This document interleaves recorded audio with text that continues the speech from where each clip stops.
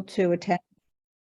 Yes, we will, as it's saying now, we are recording it, and we will send the recording and the slides to everyone after this meeting. So you have it for future reference, and those who were unable to attend, because there are a few, will have it for reference, but we find that it's useful for people to just have it. So it will go out by early next week at least. That's great.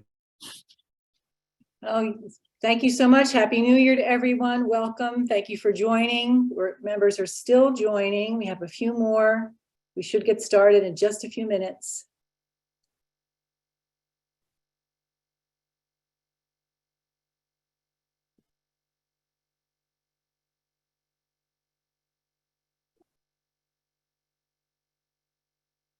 Okay.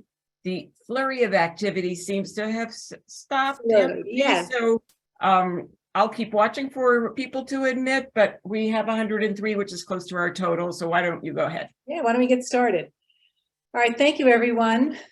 I'm Anna Maria DiDio, and along with Alice Berman, we'll be presenting tonight on behalf of the Grants Committee. We have some additional help from our financial review panel, Denise Rainier and Barb Renninger. So thank you so much again. Welcome to the program. Happy New Year. And we're so glad you're here. And we'll have a great set of slides for you tonight. So with that, so some introductory remarks. By the end of this program, our focus tonight is really going to familiarize you, of course, with Impact's mission, our grant-making model, what this whole focus area committee process is all about. And just in a big picture kind of way, we'll review the calendar, sequence of events.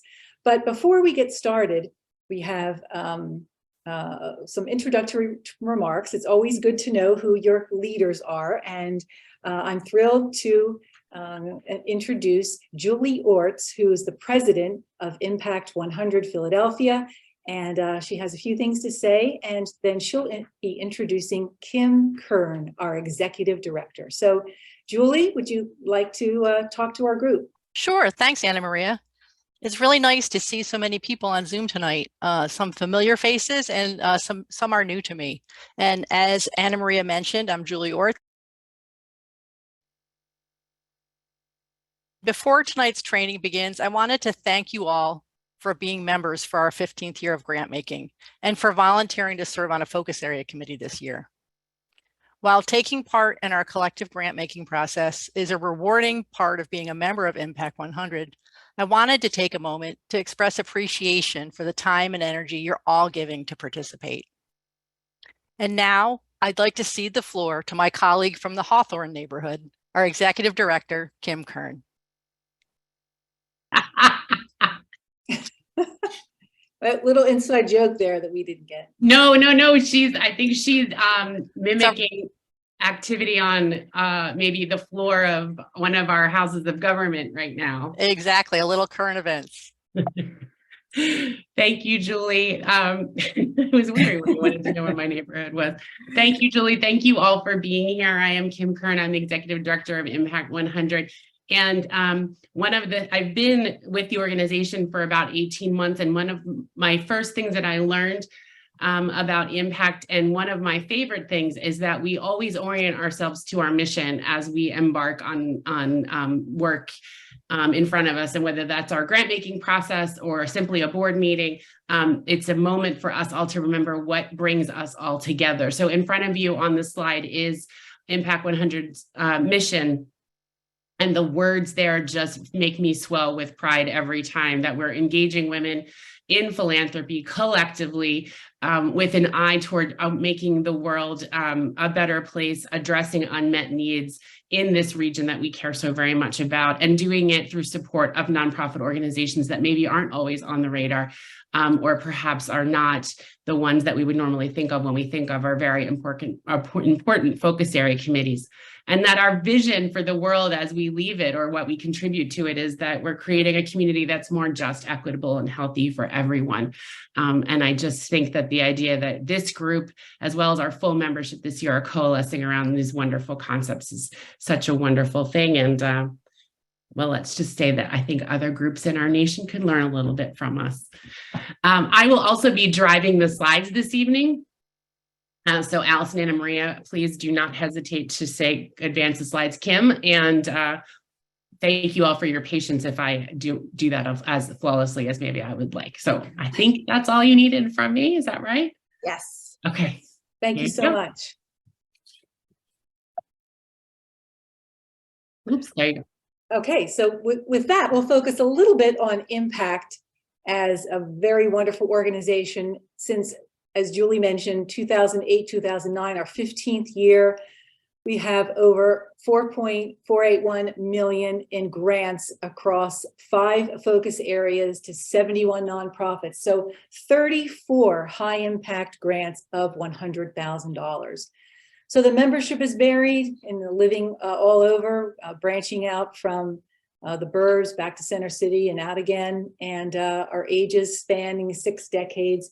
So the women, the Impact women come from so many professions, and we've learned so much from each other, and we know that that will continue.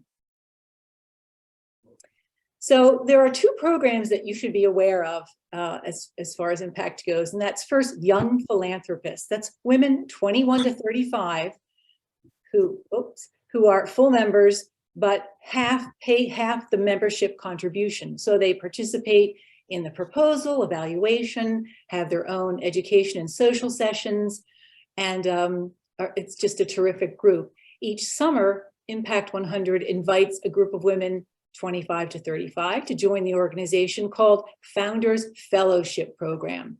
So these competitive fellowships are available to women who demonstrate a commitment to philanthropy. And I have to say, we just love, love, love working with this high energy group of women, so many creative ideas, and have added so much to the organization. So we talked a little bit about values, and you really get to know an organization through their values and how they show their values, how they demonstrate their values. And you will see some of that tonight in what we've built in our process for the evaluation that takes place to award these grants. So the words that are important in our value structure are democratic, transparent. We want to be prepared and organized as we interface with these many organizations that have applied to us, because we want to respect their time as well.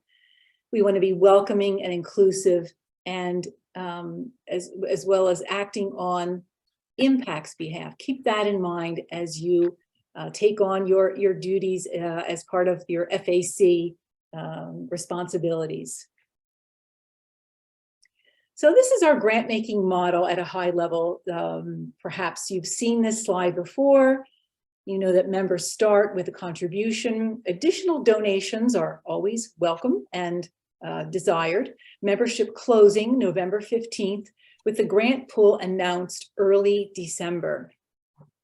So then the Philly nonprofits submit their proposals with a close date of December 15th. So at December 15th, we knew how many organizations had submitted, and then we move on to focus area committees. Starting to, after they review their proposal, the focus area committees conduct site visits, and then all that evaluation and processing takes place for a annual event in June to award $100,000 grants, 3 of them this year, and plus smaller grants. So again, that happens in early June. So new for Impact this year, for some of you, I know this has been announced in the newsletter and some of the articles and through maybe conversations with some of the folks that you know, the women in Impact. So we've changed the grants from core mission to operating grant. I'll talk about that in a minute, but the organization size preference has gone from 500K to 5 million to 300,000 to 3 million. So we've streamlined things a bit also, and now are doing a single application. And we're calling these applications, you'll see a lot of acronyms tonight too, RFF, request for funding. So a rubric has also been added to Slide Room as part of the RFF process, and we'll talk again, show you that a little bit more this evening. It's our way of getting more information. The structure that we had, we're looking to get reactions, comments about proposals, and the rubric allows for a little bit more structure in that process. So the Community Awards program that had been the past 2 years has been paused this year in an effort to create one program. So trust-based philanthropy is still an integral part of what we do here at Impact, but we're pulling this all together, what we've learned from Community Awards with our values, diversity, equity, inclusion, all of that together for one program moving forward. So another new thing that's been decided is a $500 honorarium will be paid to the site visit organizations that do not move forward in the process. So this is in recognition of our relationship with them, the time invested in pulling together the application, the time invested in posting Impact for a site visit. So we think that deserves the payment. Then the funding matrix for this year only will be a total of 5 grants, 3 at 100,000, as I mentioned, and then 2 smaller grants at 28,000 each.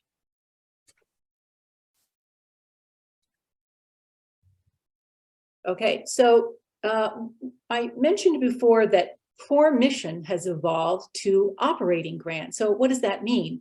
Operating grant is a way for us to just totally expand what these funds can be used for.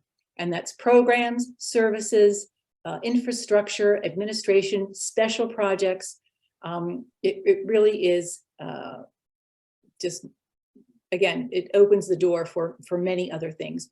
So proposals should explain the core mission of the organization, how the grant will strengthen the organization, how effectively the organization executes its mission. And my favorite question is, why now? What is the timing behind the request for this funding? And how is the size of the grant going to have a high impact on the organization and the people that it serves? So again, these are the questions that we'll focus on, or that you will focus on as part of your role within the FAC, and you'll learn a lot more about how to do that in the coming weeks. All right, so again, funding preferences, these are not requirements or hard and fast rules, but we're looking and focusing on, through a lens of DEI, diversity, equity, and inclusion, as well as the trust-based philanthropy that I mentioned earlier.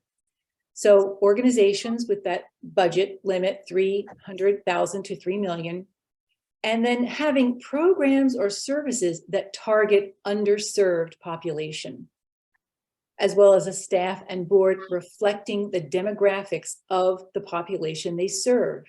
So Impact's grant highlight unmet needs, and we're looking for that high impact on beneficiaries and communities.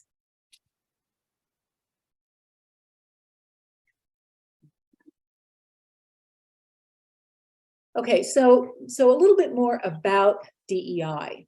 So questions that you'll be asking yourselves, again, as you go through this evaluation process.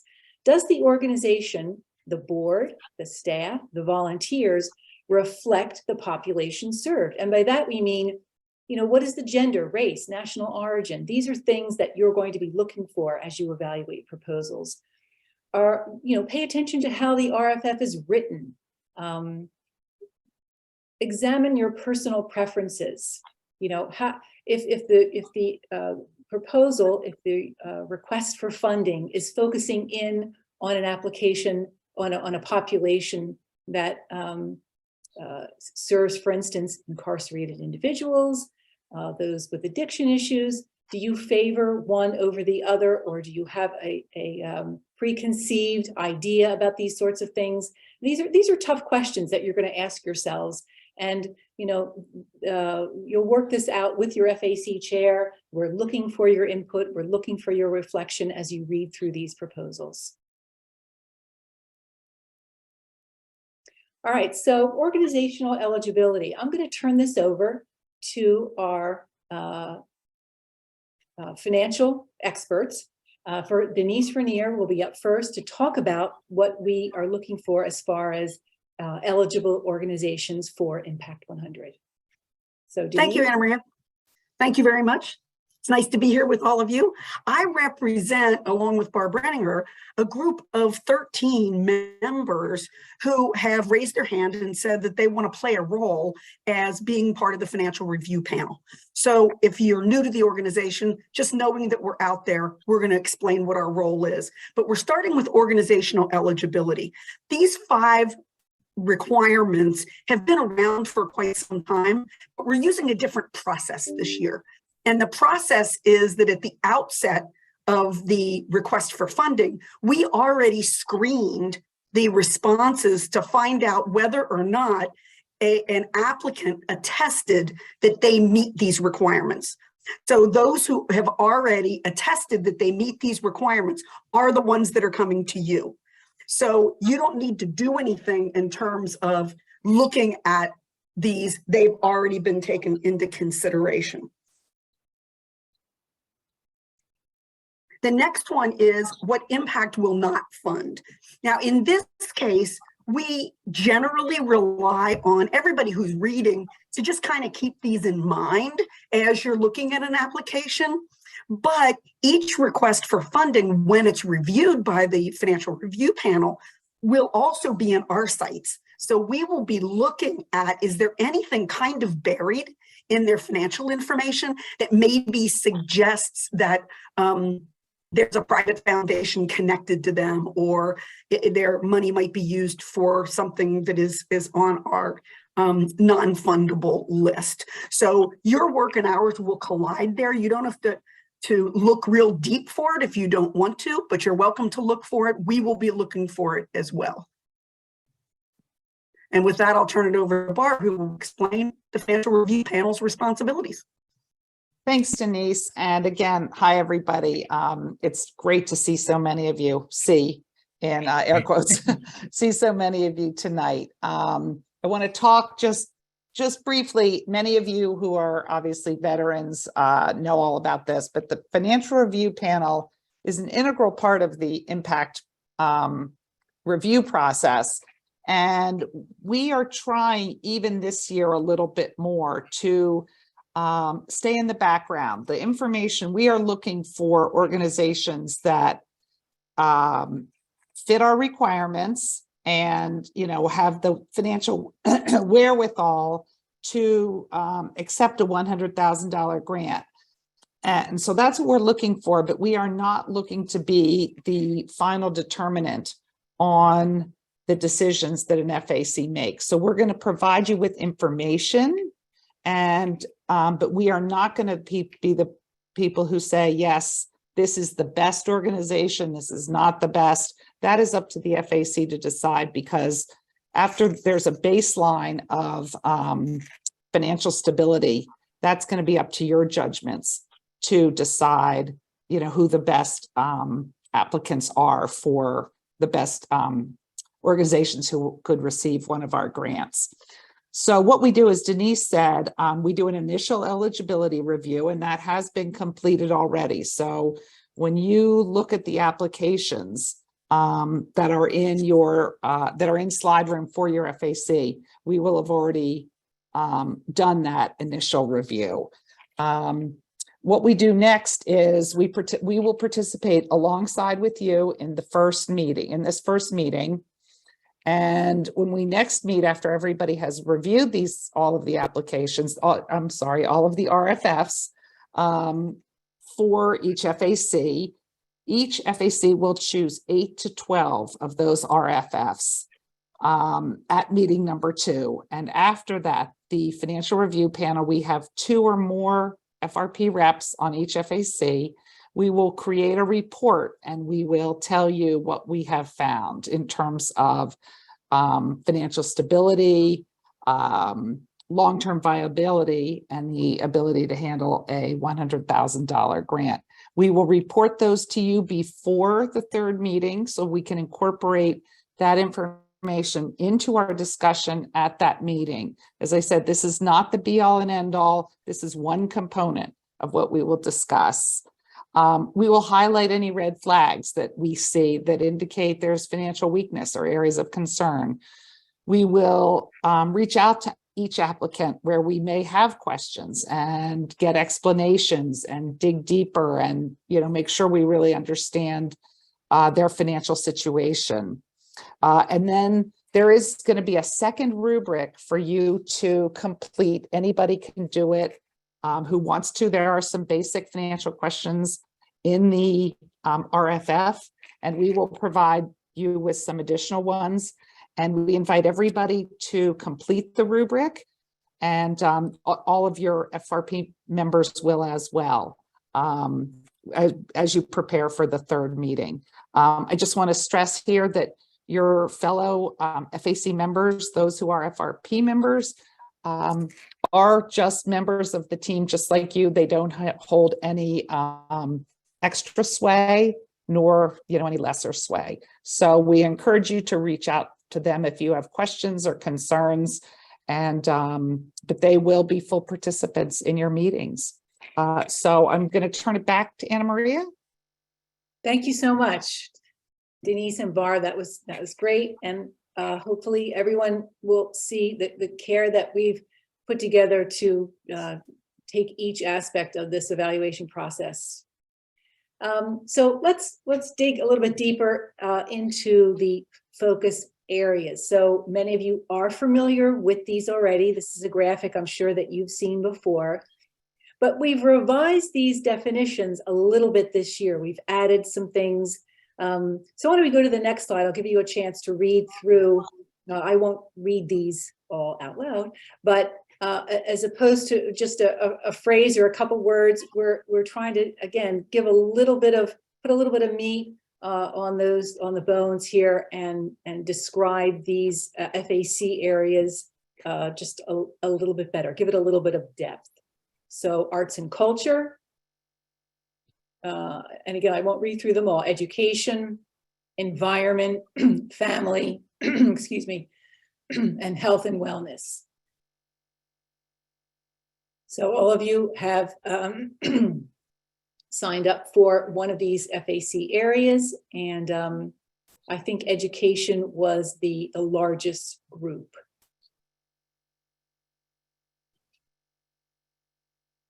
All right, everybody good with that? Okay, so then let's cover what we like to call ground rules and what the FAC chairs will do in coordinating things. So we really want to emphasize confidentiality. So the discussion of proposals outside the FAC process is discouraged here. That should not happen. We take the conflict of interest process very seriously. You all have signed that. You all will have signed that before you read any of the requests for funding. And what that does is it avoids any conflicts that might be there. And then we would ask also that there's no communication, no engagement or contacts with the applicants during the grant cycle. So we want to be respectful of their time. As I said, we want to be organized and give them the best opportunity to present their information and just be as transparent as possible. All right, so here's just a high-level review of the process in terms of the grant request application and the timeframes involved. The review process takes quite a bit of time. The financial review, some of that has already happened. Site visit. I'll take it from here. And then finalists, and then the annual meeting. So I'm going to turn it over to Alice, who's going to take a little bit deeper dive into the series of meetings that you will be participating in to evaluate the application. Before we leave this slide, I just wanted to add a couple of things, and that is just by a very high level overview, particularly for those of you who are past FAC members. In thinking of this new process, the phase 1, as we're now calling it, and you've signed up by phase, is basically that grant request review stage, which used to be the LOI stage. And then we have the interim stage where we have the FRP doing their review. And when we move into what we're now calling phase 2, which would have been the traditional stage where FAC members would have gotten involved with reviewing the set of applications that had been approved in the LOI process. So it's just, so it's new terminology, but basically that's how the phase 1 and phase 2 break down. The primary difference this year is with the single application. We have simplified things, but we've also simplified our, both for the grant writers and for the applicants and for the reviewers, in that everybody will be reviewing the same set of applications. So now we can pop into the next slide. So just as a general timeline, you as FAC members have signed up already by the middle of December. That was the same time that the grant applications were due. This also, their completion date was December 15th. We did leadership training on December 14th. And here we are today at the member orientation. In the meantime, you've all received some information and will be receiving additional information. If you haven't received it from your FAC chair yet, you'll be receiving information for meeting 1, which is another training meeting and kicking off the FAC sessions. From there, you'll do the first reads of the request for funding application, with requests for funding, which are the applications. And in the first read,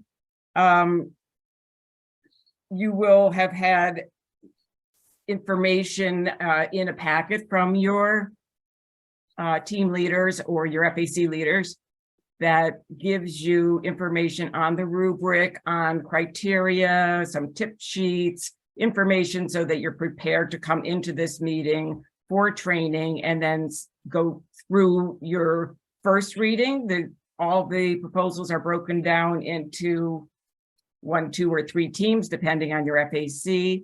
So each application gets read by a half or a third, depending of the people in the first read. And then the ones that are ranked the highest are read in the second read by everybody. So the highest rated ones will be read by the entire FAC before you go into meeting 2 for your team discussion and the selection of the 8 to 12 proposals that will go for RFP review, just to weed out any potential issues that may come up from additional information. And also, as Barb said, to help the applicants not have to put in so much of that financial information up front, which was always a big lift for them with the full proposal. If any applicant that does not go on from phase 1 to phase 2 for RFP review will not be asked to provide all the additional information, but they will be asked for additional information by the Financial Review Committee if they are going to move on to the next phase. So then before the third meeting, anyone who is joining the process in phase 2 will have the opportunity to read all the RFFs that were selected, the 8 to 12 in each FAC. They would be able to read all of those before this meeting 3. And then by the time meeting 3 starts, the financial review panel will have completed their review. So you'll know if any of those will not be eligible for selection at the site visit selection meeting, which is meeting 3. At that meeting 3, there will be a deep dive discussion into, you will have all of the reports from the FRPs. The FRPs will, in your group, will be there to discuss the information, and you will have all the rubric information and summaries that people have filled out in the prior sessions as a beginning point for discussion. Meeting 3 is a team meeting versus a full FAC meeting. At that meeting 3, you'll select the site visits. So then from March 13th through April 20th, the site visits will take place. People will be writing site reports. That's the most exciting time of the process for most people. And now we are doing it by full FAC, not by teams. So there won't be team favorites. Anyone within the FAC can attend any FAC site visit, your FAC site visit.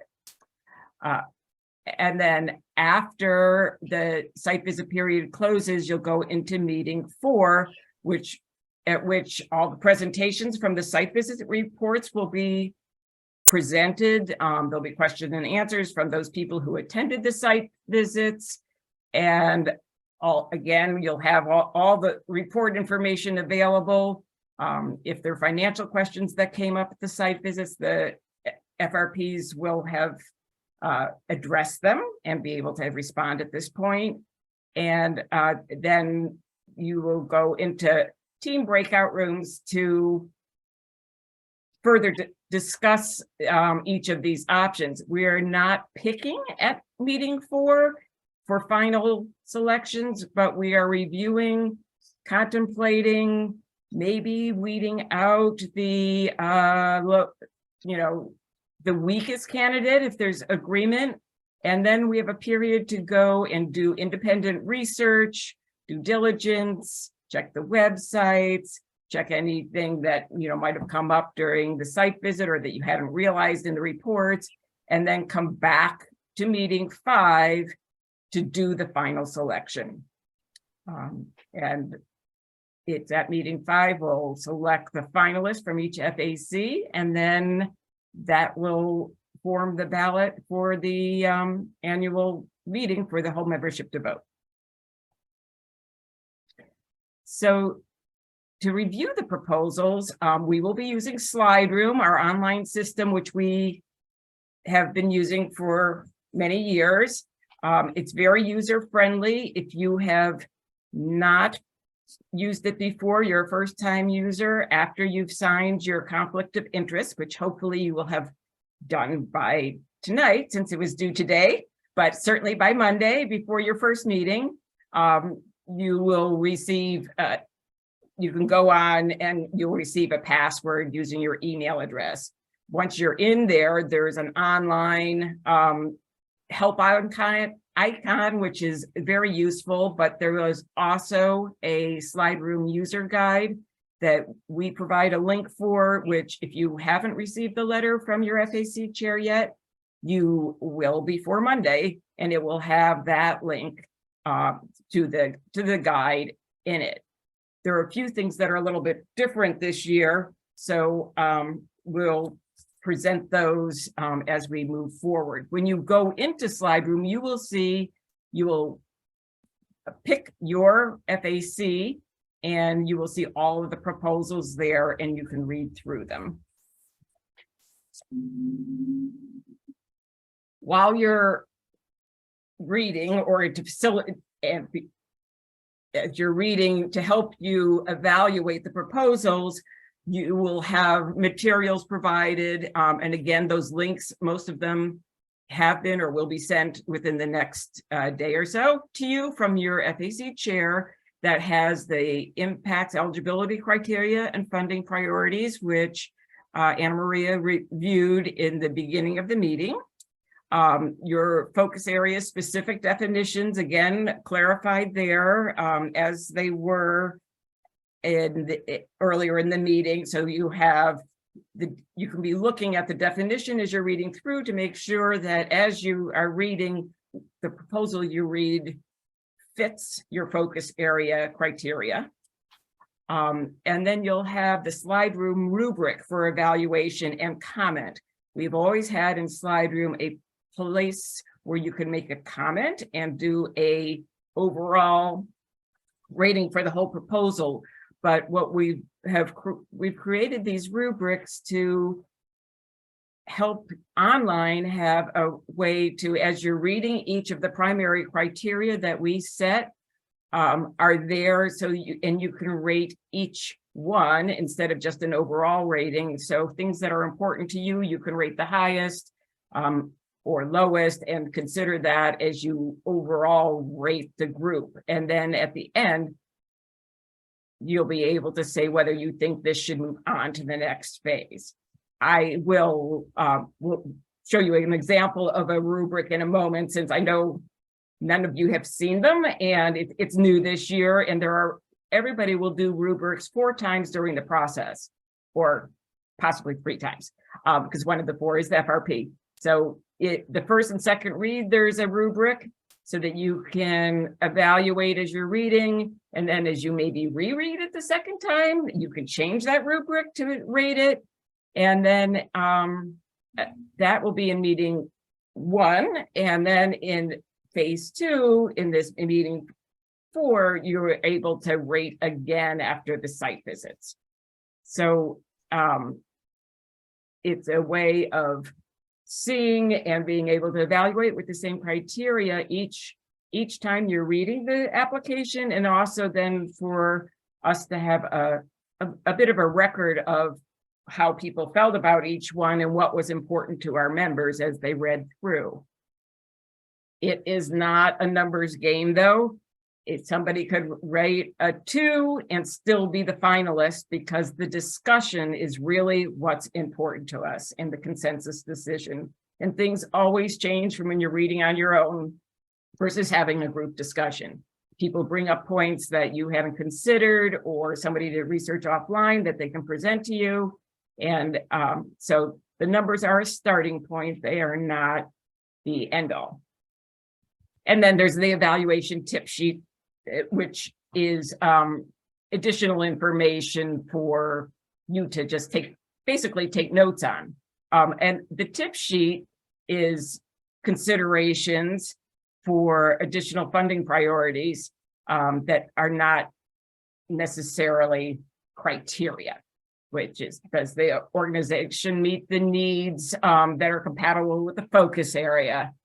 Do they, is the application credible and compelling in that their goals, their staffing, their implementation are realistic and well thought out? We don't want to be swayed by the application writing, which may be a more sophisticated or more well-funded organization may have a grant writer, and so the writing style and information may look more sophisticated, but it doesn't mean that their program is necessarily more beneficial to the community and the people that they serve. So we want to be careful to look deeply at what's being said, sort of more than how it's being said, because we do have a wide variety. The difference between a $300,000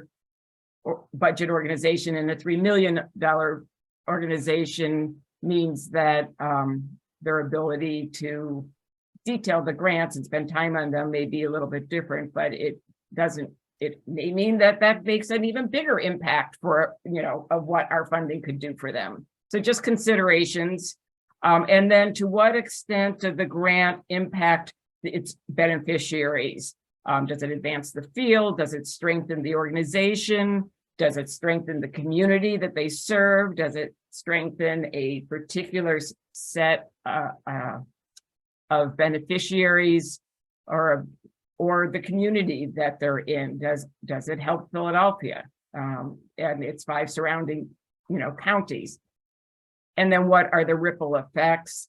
in that, if we advance a particular need in one area, does it help others? Or are we educating a group that educates others so that there is a ripple down the road? Or we impact, are we able to fund a new staff person or a new program so that we can expand the depth and breadth of the organization's capabilities? So there are a lot of different ways to look at this, and we just want people to be open-minded and consider sort of all the angles.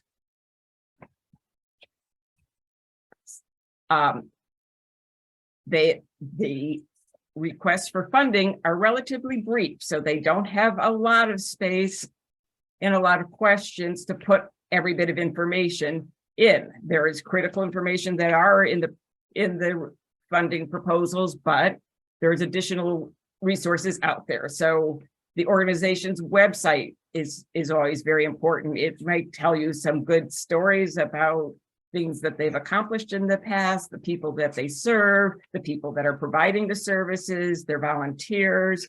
Sometimes in an organization where, their staff and board may not reflect their community, but they have a big volunteer staff that does reflect the people that they serve, whether it be the community or particular disability or whatever their service organization is pointed at. And then GuideStar is available, and of course the news. And there are often, more current stories out there and programming information that is available on their websites. And again, particularly for the smaller organizations, often their websites don't keep quite as current as somebody who has, full-time staff. These resources, as I said, often contribute meaningfully to the comments in meetings. Okay, so the first meeting, which is next week for you all, you will participate in a mock request for funding evaluation and training, and those materials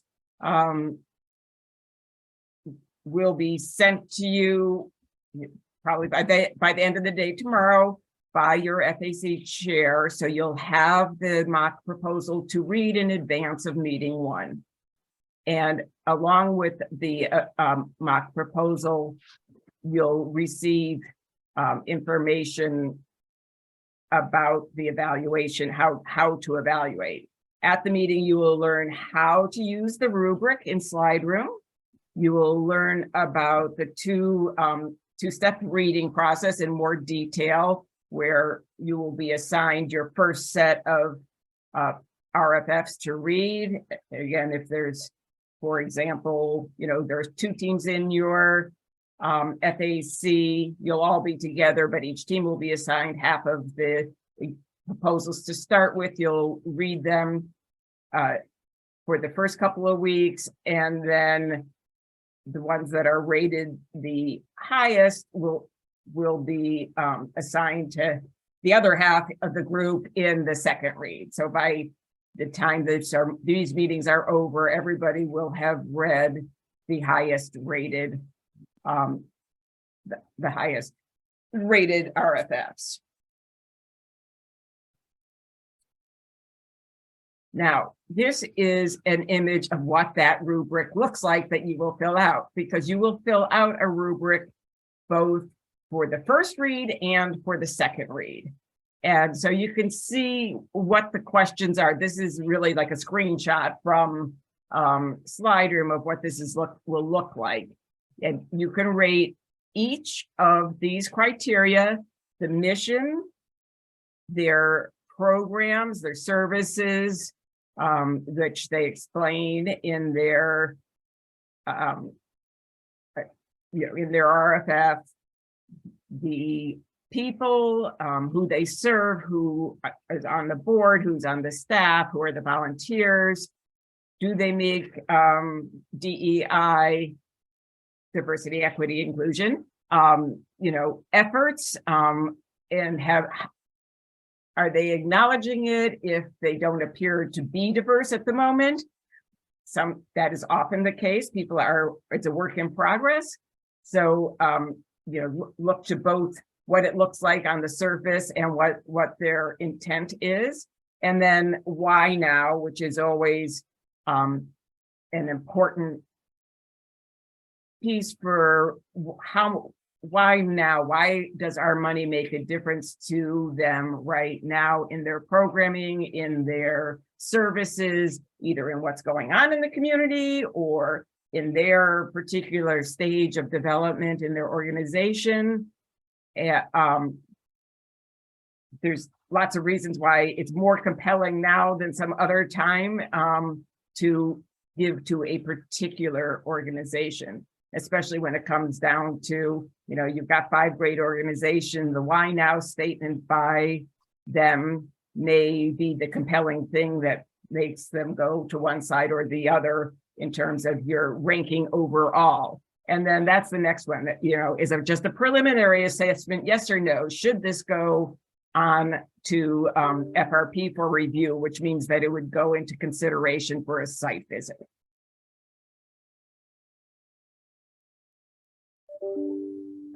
And I will say that when you do the second read, you're more than welcome to change the rubrics that you did in the first read. If you read one that you think is more compelling, you can go back and change. They're never locked. And there's also room for general comments in the slide room on those sheets for each one, so that you can just add comments that may not be in the couple of statements that we talk about. Okay, in meeting 2, as I said, the FAC's top ranked requests for funding will have been read and ranked by everyone. And you will have the team's rankings as a starting point for discussion at this meeting. You will also have received any comments that were in the slide room so that you can see what people's thoughts were up to this point, and then discuss the pros and cons of each proposal. We encourage everybody to speak in these meetings. This meeting 2 is a team meeting, not a full FAC meeting. The teams are composed of no more than 12 people, so that everybody should be able to have an opportunity to speak and to make different considerations. That everybody has a different perspective on these things, and we want to make sure everybody is heard. And then at this meeting, then we do select the top 8 to 12 organizations that will be considered for site visits and review by the FRP. So if FRP passes them, they generally do a pass-fail in the reporting. It would only fail if there was really some critical information that was either missing or in conflict with our criteria, if they're really ineligible. And then otherwise, those 8 to 12 organizations would go to the next meeting for site visit selection. And as Anna Maria said early on, each of the FACs have a different number of applicants. So with 8 to 12 will be the total number considered in each of the FACs. So some of you will have more work to do than others in getting to those numbers. So in the third meeting, and between these, the FRP is doing all their work.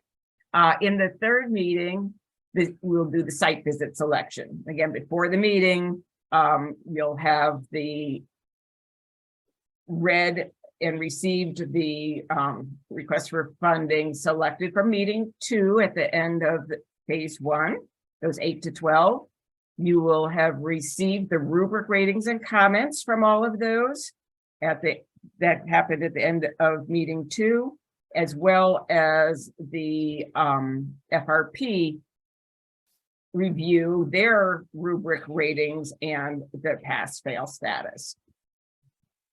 So you'll come equipped with quite a bit of information, and then at the meeting, basically you will say again, discuss the pros and cons of each one and any additional information anyone has to offer from doing a bit outside research.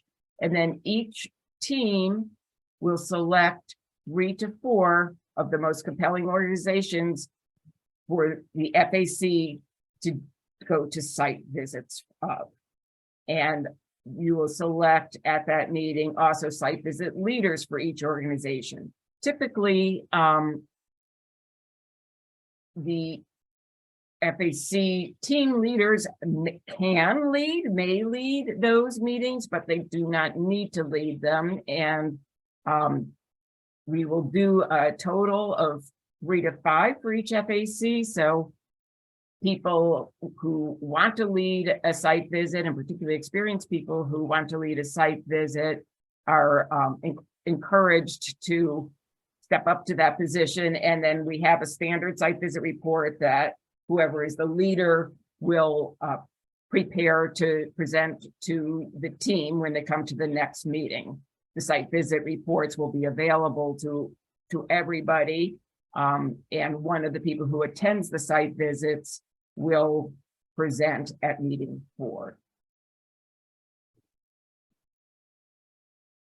So again, one of the things that's different this year than past years is that, as I mentioned before, all the members can attend the FAC site visits because they're FAC site visits, not team site visits.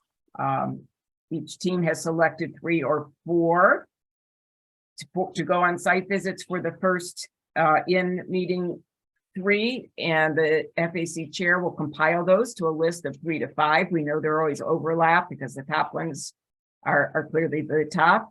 So the FAC will have 3 to 5 site visits that everybody can attend. So we won't be vying one team having their favorite versus another when we get to the last meeting. It's FAC's top picks.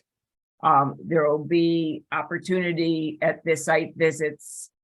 They're always great to learn about what the nonprofits do firsthand, meet the leadership, get the personalities, get answers to any of your questions, and you'll get a chance to answer their questions, which often also help understand what they do better. Many of them will do a presentation of programs that they have. Some of them, we've sometimes had kids perform. We've had, met the people who are providing the service. We've had people give testimony at site visits about services that have been provided, and the ability to attend a site visit gives you much greater depth of knowledge and be able to compare the proposals in different ways. The more site visits you can attend on your FAC, the more informed you are.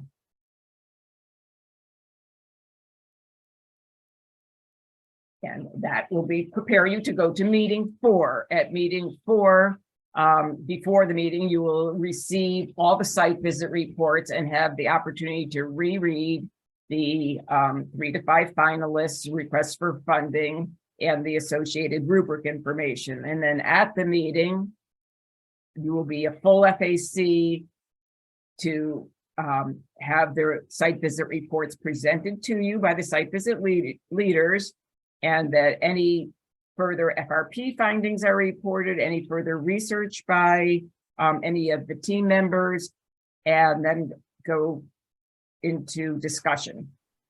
There are the pros and cons of each of the nominees to be the FAC finalists. Then after the meeting, you're encouraged to do further research, reflect on the reports, and do any other available research and materials to consider who you want to be the finalist. At that point, you will also fill the finalist candidate rubric. So you will fill out a rubric for each of, whether you had 3 or 5 site visits for each of those candidates before you go to meeting 5. And then at meeting 5, there will be the summary of the rubrics that you filled out after meeting 4 about each of the final candidates. And you will also, we will then meet with the same materials you had in meeting 4 and any additional information that anybody brings from doing additional research, have a deep conversation, discussion about each of the nominees, and then vote to select a finalist that will be presented at the annual meeting in June. And then you get to congratulate yourself for having made it that far and pick the person, and you'll receive information about each of the 5 FAC finalists and read the executive summaries and be ready to rank the finalists for the final vote at the annual meeting. And at the annual meeting in June, you will see the power of collective giving in action when we get to unfold the results. So that's the process and the details for this year. We want to do 2 things. Any questions and answers? I know there are a bunch in the chat that haven't been answered. We can address. Alice, could you go back to meeting 3 and just confirm? We had a lot of slides that said confirmed full FAC, but for meeting number 3, go back. Meeting number 2 and meeting number 3 are in Teams. Okay, so that was a question. That's the question. Yeah. Meeting 2 and meeting 3 are in Teams. When you're doing the sort of winnowing down selections, they are in Teams, and then we will compile the team results to move forward. But from meeting number 3 is the site selections or site visit selections are made. Correct. So they're made each team, but both, whether it's 1, 2, or 3 teams, they're reading all of the same proposal. Each team does not have different proposals. So it's just a way of being able to have better discussion. So at the end of meeting 2, there are 8 to 12 total proposals for the FAC that will be read by everybody going into meeting 3. And although we're in 2 discussion groups, that's what the teams will be. They will be discussing the same 8 to 12 organizations, which is why we're assuming, there'll be a lot of overlap in the top selection. And okay. That's the difference, in that they are reading the same, they're not different sets of information.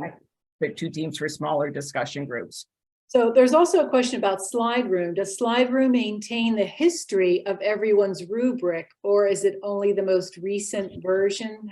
I'm not that familiar with Slide Room, wondering. If you change your your rubric rating, for example, you personally, it will only keep the most current information. You can change it back, if you read it once and you think whatever the mission is a 2, and then you read a bunch of other proposals and you think, well, compared to others, it's really a 4, you can go back and change it. It will not keep that you ever said 2, but it will, each rubric will be,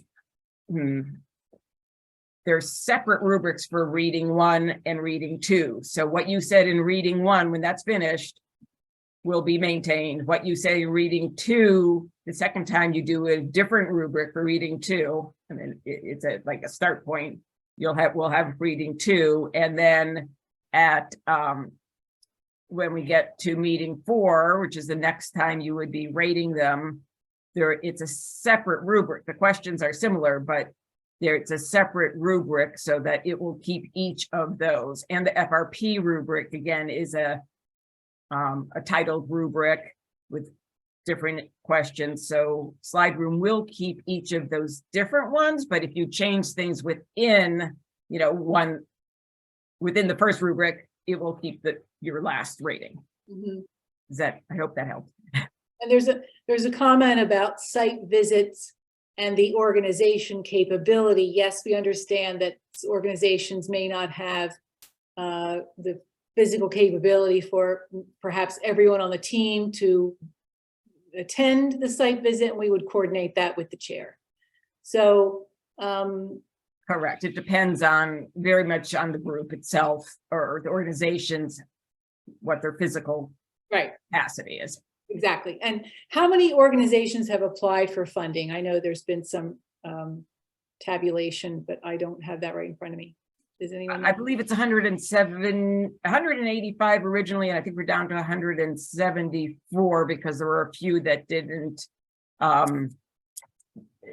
Pass muster. didn't pass, that they really were not eligible. Denise or Barb, I know you just Barb, sent you me want to the weigh in on that? Yeah. numbers. 174. Okay. I think that was correct. 174. Yep. Okay. So All right, we have 174, which is a good number. I mean, compared to other years, what we started with for this would be compared to what we would have started with LOIs for how many applicants.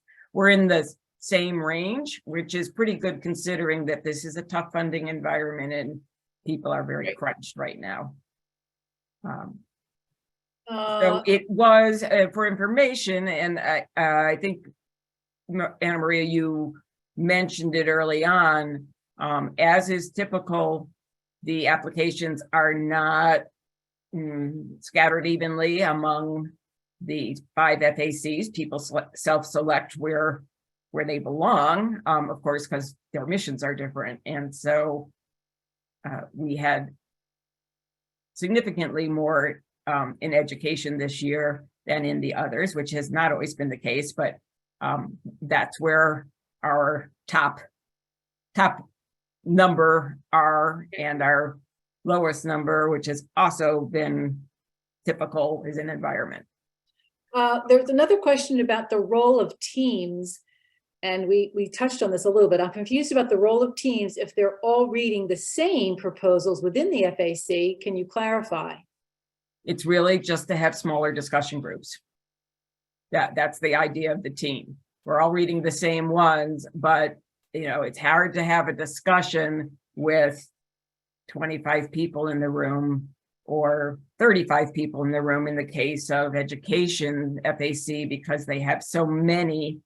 In the first, if you're in the first phase, they will not be reading all the first ones. In the first phase, first read is the only place where they're truly divided by team in order to have a reasonable number of requests for funding to read. So everybody in all 5 FACs in the first read, each team will read approximately 15 RFFs. However, in the biggest case, I'll say, I wasn't going to say the worst case, it's not worse, it's good. In the education group, there will be 3 sets of those 15.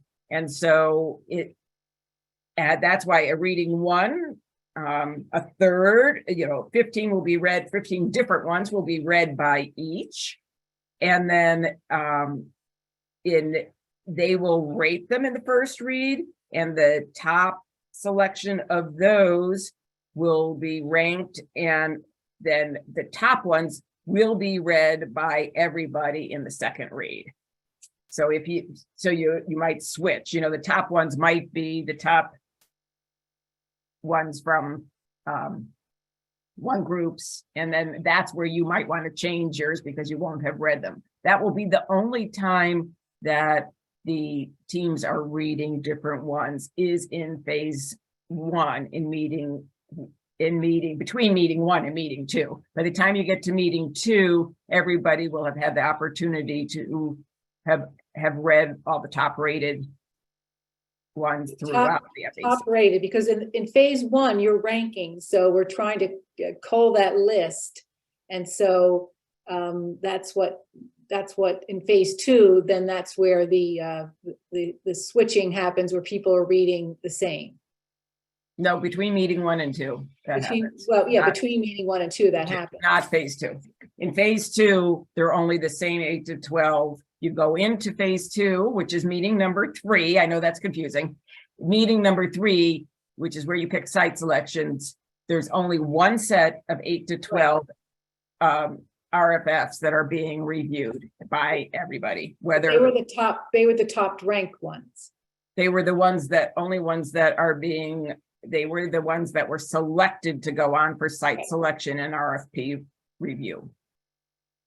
The other ones are no longer in contention.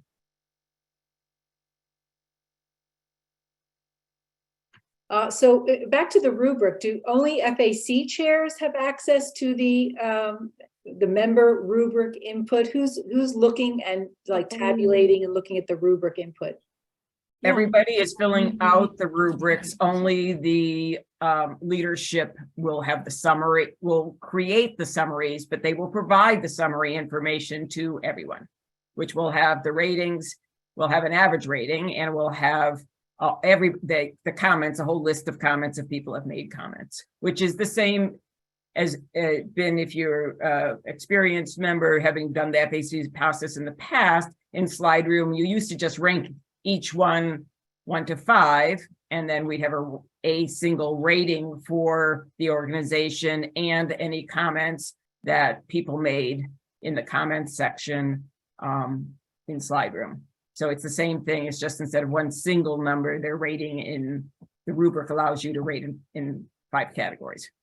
I'm going to ask Kim to go back to the slide that has the phases 1 and 2, just so we can look at that again, because there's some questions about. Okay, so just to confirm, phase 1.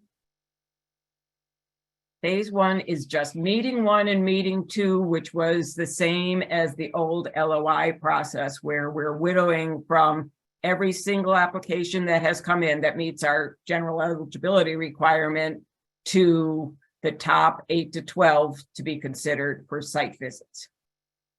That's phase 1. Phase 1 is meeting 1 and meeting 2. Okay, all right, then go to the next slide, Kim. Then phase 2 is the balance of the process, from meeting in teams to pick the groups for site visit to the last 2 meetings, which are essentially meeting 4 is just a discussion meeting in order to help you consider and give time to go into meeting 5 to make the final selection. There's no voting done at meeting 4. Okay, and then each stage for the chairs and the leads and for everyone here, we've put together the communication at each step. So you'll receive an email that details what you're to do next, because remember, this is the first year that we've sort of switched to this single application, the full from before with the LOI proposal. It's a little bit different. We're using different words. It's a little bit organized a little bit differently, but we'll be assisting you as leaders and as members to take each step separately and know when it's time to do what. So right, we give very detailed instructions both to the leadership and to all members before each meeting of what is coming. And I just saw Julie Hockman's question pop up about meeting 4. Yes, meeting 4 is the whole, is a different, it's a full FAC meeting, as is meeting 5, and meeting 4 is an added step to allow more time and consideration of the candidates. well, because you could sign up for phase 1 and phase 2. There's a question about the phases again, but if you signed up for phase 2, you're beginning at a different spot. If you signed up just for phase 2, you're beginning at meeting 3, and you will read all the 8 to 12 selections that were made in phase 1. Those selections will have already happened. So if you're joining at phase 2. Correct. Okay, so is it time? Reading the selected ones. Alice, do you want to explain the breakout rooms? Give everyone a chance to just meet their group and. Yeah, well, we didn't never quite finish the slides. Oh, So okay. here we go back to that last slide again. Yes, so the next steps that we got to the questions, and here are the next steps. You will be participating starting next week in the FAC process. Well, really starting tonight.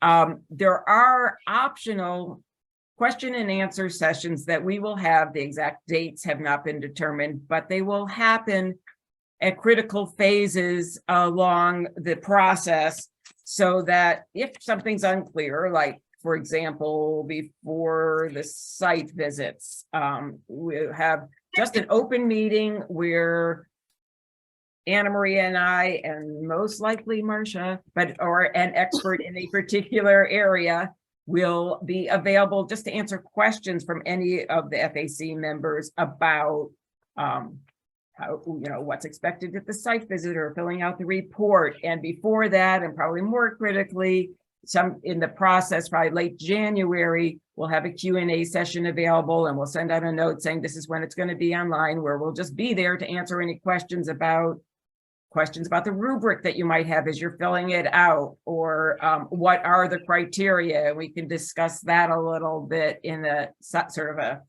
informal meeting between meetings or while you're working on things. We expect to have sort of 3 of those, what I'm going to call info sessions along the way, that are just informal, not formal trainings as this is. And then, of course, you'll vote for the grant recipients during the various stages and before the annual meeting, and then attend the annual meeting.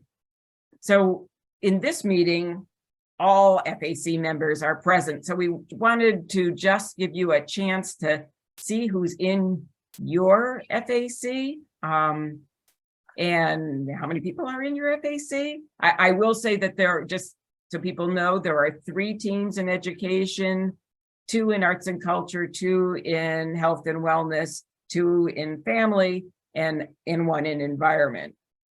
So we're going to go into breakout rooms when I put up the breakout room screen here in a second, as soon as my computer cooperates, you'll see that you can choose which breakout room you go in.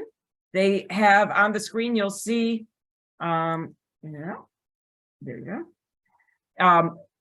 You can choose which FAC.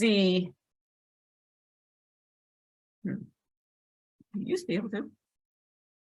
Click. Oh, what? Huh. It's all rooms.